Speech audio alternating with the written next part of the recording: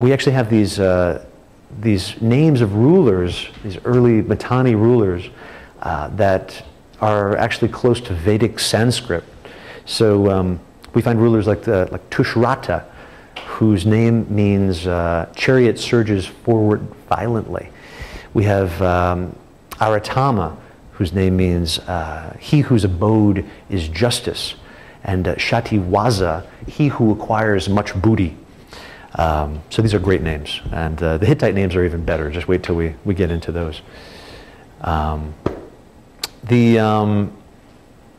We have some divine names also that are close to these later Indo-Aryan names. For example, Mitaralis, which is linked to Mithras. We find terms like Marianu, which refer to the upper classes of Mitanni society. Marianu is close to the Sanskrit word Maria, meaning young man or warrior. So we see these Marianu, pluralized, these young men or warriors who are part of this upper class, and from later texts we know were probably owners of chariotry who would serve the state in a military capacity too. The main capital of the state was a city called Washukani, which you can see right there.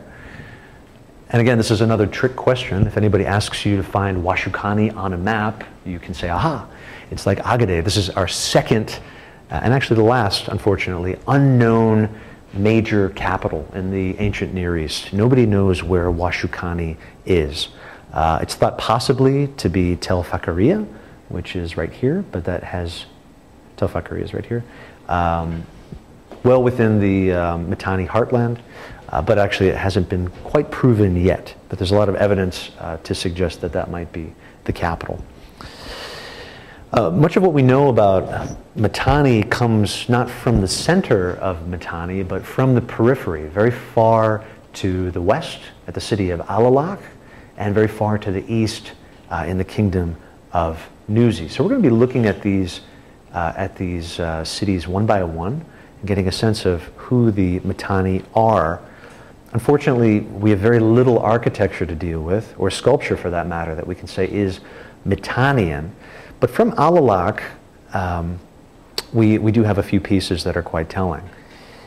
Alalakh, for much of its history, was an independent city-state, but, just jump back here, it comes under the purview of the king of Aleppo, and then is incorporated into the Mitanni state. And we read about it on this statue. This is the statue of King Adrimi of Alalakh.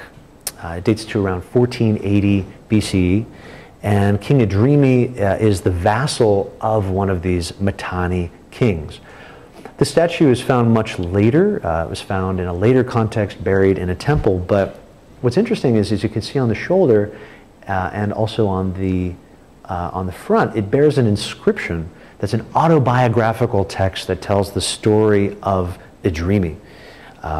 Long story short, Adrimi and his older brothers flee Aleppo and take refuge in the city of Imar, and then head off to sort of seek their fortune in the southern Levant. Eventually they settle in Alalakh, and he gets set up as king there and becomes a vassal to the Mitanni king and rules there for about 30 years. The inscription is interesting. It's while the statue probably, again, does date to this period, the inscription, there's a lot of debate about it. It's actually signed at the end by the scribe who inscribes it, this guy named Sharuwa. And so there's some thought that this inscription might be a later fake, that someone in a later period trying to draw ties to Aleppo made up this story and inscribed it on the statue. But the statue itself, we do know, dates to this period. As you can see, it's highly stylized. These eyes, again, and beard, the proportions are very bizarre. He's wearing the Syrian wraparound garment, and we find actually a few other statues like this during this period from places like Tel Fakhariya towards the center of the Mitanni state.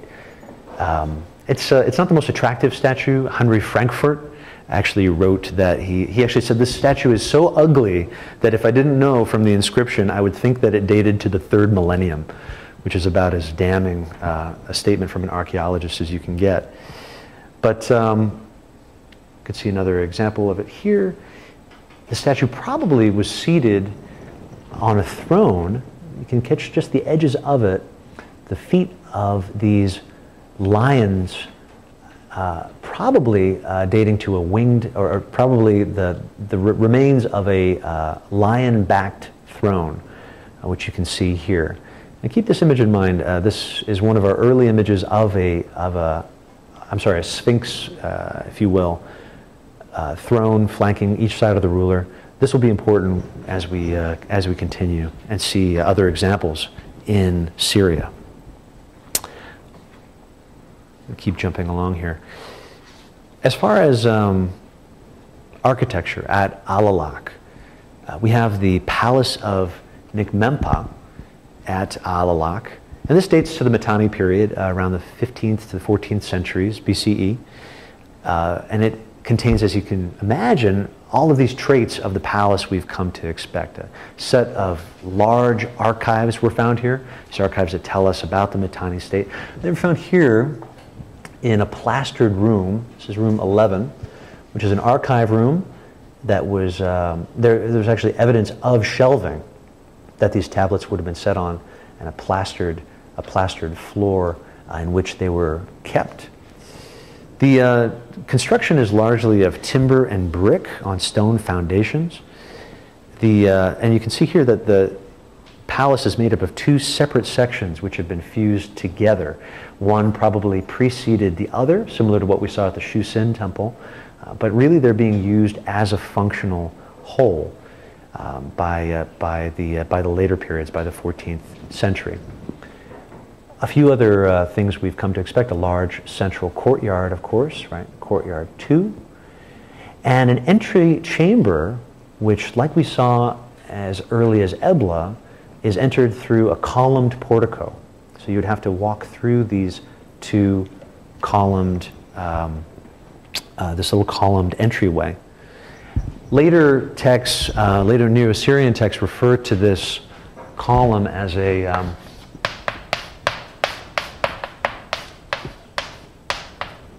what's known as a bit hilani.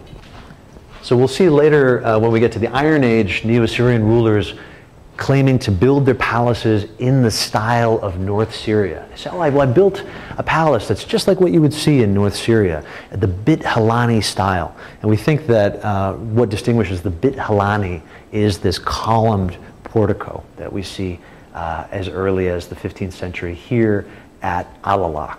So this might be the Bit Hilani.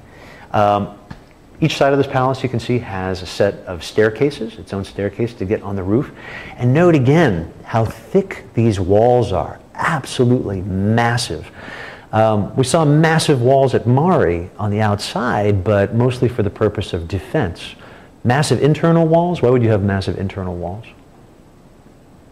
Not for defense, but yeah. Second story. And in fact, these are so thick, possibly even a third story in this case. So you're building up instead of out. Really another classic palace we've come to expect. With a few other traits too, these guard rooms, right, which would regulate access to these central courtyards, and then, right, finding your way in to the king inside. We see actually at Alalakh, this is not the first palace. A palace dating to the time of Yaram Lin, to the 18th century. This is contemporary with Mari, contemporary with Zimri Lim, contemporary with Hammurabi, right, from the preceding period. Here's our old Babylonian palace. If I can get my... So this is the precursor of the later palace of Niqmempa. And we can compare them, right? This is clearly these later rulers, these Mitanni rulers, are using the same ideas and the same structures from the preceding period. We see the same stepped entrance to get into the palace. We see the same courtyard, which in this case is really delineating between public space and private space, similar to what the palace at Mari did.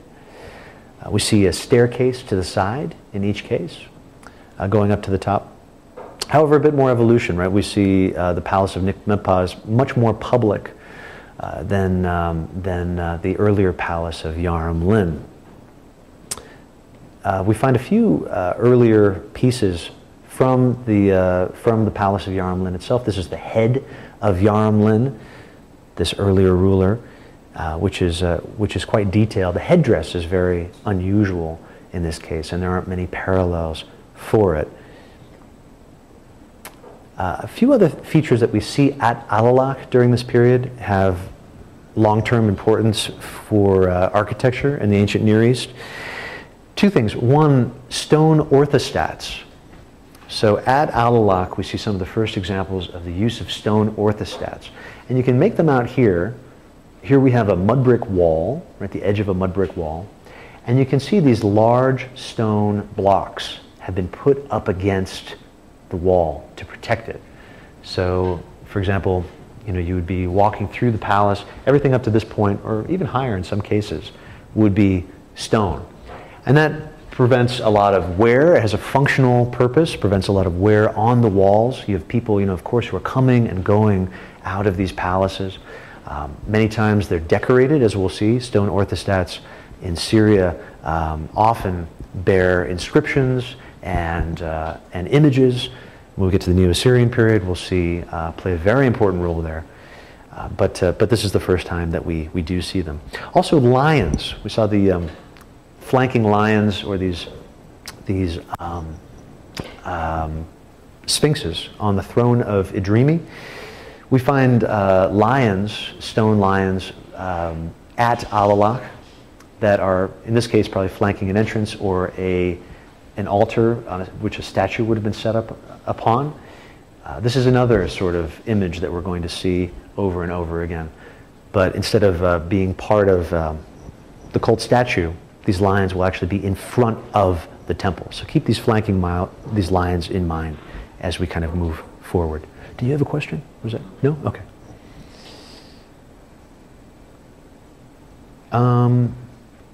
So that's Alalakh. We're going to be moving forward to Nuzi and then Tel Brak as well. But I think before we dive into that, why don't we hold for there? Hold for now. We'll keep exploring Mitanni on Friday. In fact, we'll wrap up Mitanni and talk a bit about why this period is different than other periods, the Late Bronze Age, and some interconnections that are taking place during this time. So let's hold for now and pick up next time on Friday. Any questions? Okay.